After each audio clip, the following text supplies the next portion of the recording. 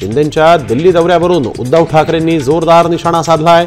बाबा मला मारलं म्हणून एक कोणीतरी दिल्लीला गेलं, त्या वयात चांगलं शिक्षण मिळालं असतं तर लाचारीची परिस्थिती आली नसती, असा टोला उद्धव ठाकरेंनी शिंदेंना लगावलाय।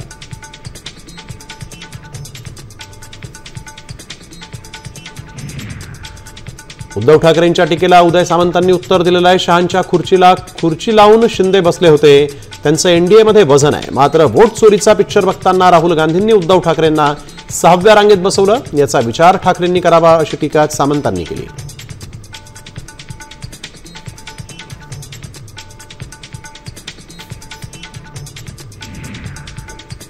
काँग्रेस खासदार वर्षा गायकवाडांनी केलेल्या टीकेला मनसेनं सडेतोड उत्तर दिलंय।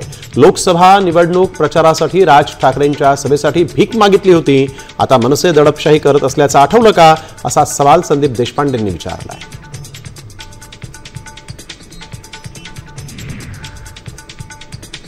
ग्रामविकास मंत्री जयकुमार गोरेंनी मंगळवेढ्यामध्ये शरद पवारांवर जोरदार टीका केली। पवार शाहू फुले आंबेडकरांचे नाव घेतात पण त्यांचा सन्मान करत नाहीत। महापुरुषांपेक्षा मी जाणता राजा मोठा अशी प्रतिमा पवारांनी तयार करण्याचा प्रयत्न केला, संतांची स्मारकही त्यांनी बांधलेली नाहीत, अशी टीका गोरेंनी केली आहे। रुपाली ठोंबरे पाटील आणि माधवी खंडाळकर यांचा वाद जो आहे तो आता चांगलाच पेटलाय। काही दिवसांपूर्वी खंडाळकर यांनी रुपाली पाटलांबद्दल सोशल मीडियावर पोस्ट केली होती आणि याच पोस्टवरून वाद झाल्यानं आता रुपाली पाटील यांनी खंडाळकरांच्या विरोधात 10 कोटींची नुकसान भरपाई मागण्यासाठी म्हणून कायदेशीर नोटीस त्यांना पाठवलेली आहे। उद्योगमंत्री उदय सामंतांनी पुण्यातील अपघातग्रस्त नवले पुलाची पाहणी केली आणि यावेळेस त्यांनी नवले ब्रिज नव्यानं उभा राहणार असल्याची घोषणा केली।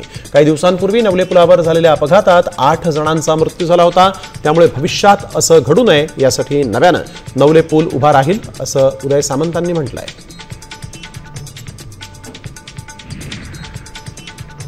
पुण्याचे खासदार मुरलीधर मोहोळांनी केंद्रीय मंत्री नितीन गडकरींचीही भेट घेतली आहे। नवले पूल परिसरात होणारे अपघात रोखण्यासाठी NHAIच्या माध्यमातून आपत्कालीन आणि अल्प तसंच दीर्घकालीन उपाययोजना त्वरित राबवाव्या यावर या बैठकीत चर्चा झाली। मागील आठवड्यामध्ये झालेल्या भीषण अपघातानंतर मोहोळ यांनी गडकरींना या संपूर्ण पुलासंदर्भातली माहिती दिलेली आहे।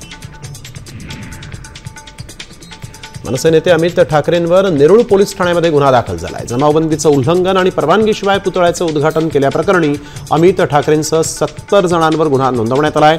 नवी मुंबई पोलिसांनी त्यांना रविवारी चौकशीसाठी पोलीस ठाण्यामध्ये हजर राहण्याचे निर्देश दिले आहेत।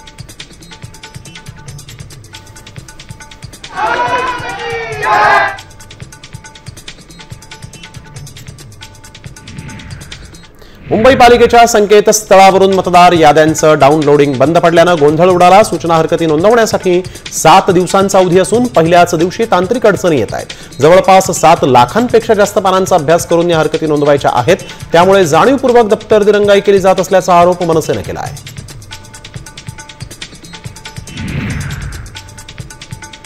पुण्यातील मुंढवा जमीन घोटाळ्यातील आरोपी शीतल तेजवानी पुणे पोलीस आयुक्तालयात हजर झाली। जमीन घोटाळ्याप्रकरणी शीतल तेजवानीला चौकशीसाठी पोलिसांनी नोटीस बजावली होती। तेजवानी या कागदपत्रांसह आर्थिक गुन्हे शाखेचे पोलीस उपायुक्तांसमोर हजर राहिलेली आहे। मुंढवा जमीन घोटाळ्याप्रकरणी तेजवानीवर गुन्हा दाखल आहे।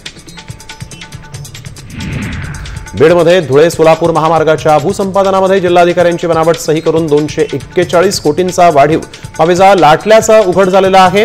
तर बनावट आदेशातून 73 कोटी रुपये निधी उपलब्ध करून घेत शेतकऱ्यांना वाटण्यात आले आणि या प्रकरणी 2 सहाय्यक महसूल अधिकारी, 5 वकील आणि कंत्राटी कर्मचाऱ्यांवर पोलिसात गुन्हा दाखल झाला आहे।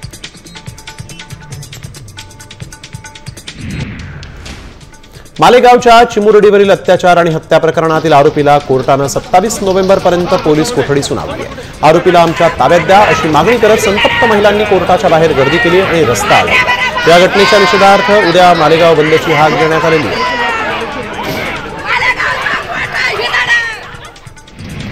शालार्थ आणि घोटाळ्यामुळे मागील 9 महिन्यांपासून 630 शिक्षकांचं वेतन रखडलं आणि या संदर्भात नागपूरमध्ये शिक्षकांनी महसूल मंत्री चंद्रशेखर बावनकुळेंची भेट घेतली। बावनकुळेंनी शिक्षण विभागाचे सचिव रणजित सिंग देवल यांच्याशी संपर्क साधून पुढील 7 दिवसात सर्व शिक्षकांचं वेतनाचे प्रश्न जे ते मार्गी लावा असे निर्देश दिलेले आहेत। मावळमधील करुंज माध्यमिक विद्यालयाचे मुख्याध्यापक जनार्दन बोरुलेंना वाढीव टप्प्याचं पत्र मागितल्यामुळे निलंबित करण्यात आलं आणि त्यासाठी संस्था चालकांनी पैसे द्या अशी मागणी केली होती। या छळाला कंटाळून शिक्षकांनी आत्मदहनाचा इशारा दिलेला आहे। खोटे आरोप करून मुख्याध्यापकांना निलंबित केल्याचं शिक्षकांचं म्हणणं आहे।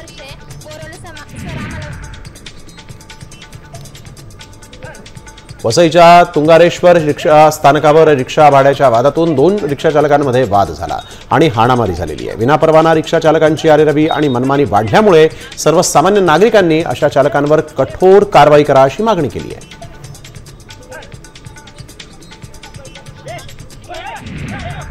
शिर्डीतील साई संस्थान रुग्णालयामध्ये रुग्णावर चुकीचे उपचार केल्याच्या आरोपावरून नातेवाईकांनी वैद्यकीय अधीक्षकांना मारहाण केल्याचा आरोप करण्यात आलेला आहे। या घटनेनंतर डॉक्टर आणि कर्मचाऱ्यांनी आपलं काम बंद केलं होतं। तसंच पोलीस स्टेशनमध्ये देखील तक्रार करण्यात आलेली आहे। पोलिसांनी गुन्हा दाखल करण्याची प्रक्रिया सुरू केली आहे। डोंबिवली ते ठाणे दरम्यान लोकल प्रवासामध्ये काही तरुणांनी 19 वर्षीय अर्णव खैरेला मराठी बोलण्याची लाज वाटते का असं म्हणत मारहाण केली होती आणि या मानसिक तणावातून अर्णवनं कल्याणमधील घरी गळफास घेऊन आत्महत्या केली। अर्णवच्या वडिलांनी पोलिसांमध्ये जबाब नोंदवलेला असून पोलीस या प्रकरणी पुढील तपास करतायत।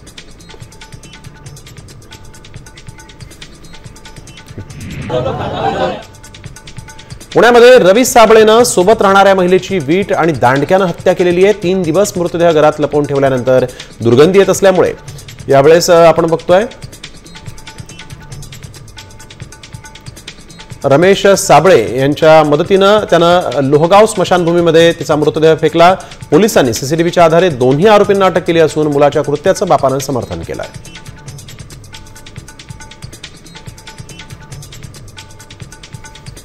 पालघरच्या जव्हारमधील जांभूळ माथा जिल्हा परिषद शाळेत शिक्षकानं विद्यार्थ्याला बेदम मारहाण केली आहे। पाणी आणायला उशीर झाल्यामुळे त्यानं मारहाण केली। भीतीमुळे विद्यार्थी शाळेऐवजी जंगलात लपले होते। पालकांनी शिक्षण विभागाकडे कठोर कारवाईची मागणी करत आंदोलनाचाही इशारा दिला आहे। वसईतील सातिवलीमध्ये 100 उठाबशा प्रकरणातील शिक्षिकेवर गुन्हा दाखल झाला। जे रुग्णालयाच्या शवविच्छेदन अहवालानंतर हा गुन्हा दाखल करण्यात आला आहे। शाळकरी मुलीच्या मृत्यू प्रकरणी अधिक चौकशी आता पोलिसांनी सुरू केली आहे।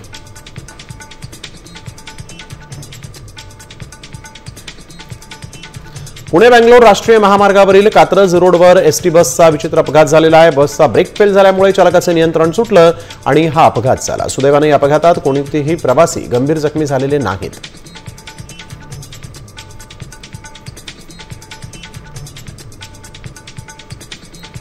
अहिल्यानगरच्या कोळपेवाडी माहेगाव देशमुख शिवारामध्ये धुमाकूळ घालणारा बिबट्या जेरबंद झाला।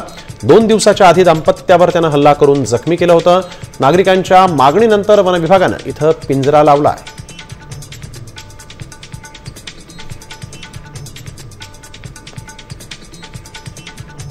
नाशिकच्या मोरेमाळा परिसरामध्ये अनेक दिवस दहशत माजवणारा बिबट्या अखेर वन विभागाच्या पिंजऱ्यात जेरबंद झालेला आहे। या बिबट्यानं परिसरातील अनेक कुत्र्यांना फस्त केल्यामुळे नागरिकही भयभीत झाले होते। बिबट्या जेरबंद झाल्यामुळे अखेर स्थानिकांनी सुटकेचा निश्वास सोडला आहे। नागपूरच्या भांडेवाडी परिसरामध्ये एका घरात बिबट्या शिरला होता आणि त्या परिसरामध्ये बिबट्याचा वावर असल्याचं सीसीटीव्हीमध्ये समोर आलेलं आहे। रात्रीच्या वेळी हा बिबट्या कुत्र्यांपासून बचाव करण्यासाठी म्हणून आडोसा शोधत असल्याचं त्या सीसीटीव्हीमध्ये दिसतंय।